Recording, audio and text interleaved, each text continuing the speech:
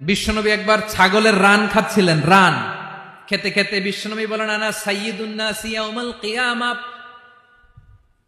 আমি কিয়ামতের দিন সর্বশ্রেষ্ঠ হব, মানুষের মধ্যে সর্বশ্রেষ্ঠ সেরা আমি বিশ্বনবী। আলহামদুলিল্লাহ পড়েন।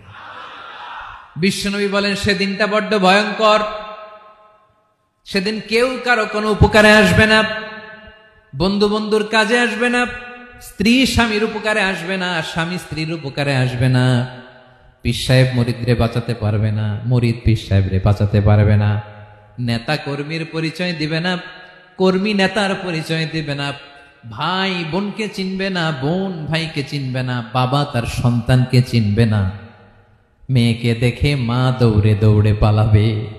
বড্ড ভয়ঙ্কর দিন। বিশ্বনবী বলবেন, জমিনটা এখনকার মতো থাকবে না, পুরো জমিনটা সমান হয়ে যাবে, ফ্ল্যাট। এখন তো গোল, তখন ফ্ল্যাট। সবাই এক জমিনের উপরে দাঁড়াবে, সূর্যটা মাথার কাছে চলে আসবে, সূর্যের গরমে মানুষের মাথার মগজ গলে গলে কানের ছিদ্র নাকের ছিদ্র দিয়ে বেয়ে বেয়ে পড়বে। সবাই হয়রান, পেরেশান, ক্লান্ত শ্রান্ত। মানুষগুলো বলবে বাঁচার কোনো উপায় নাই। 50,000 বছর মানুষ এরকম দৌড়াবে।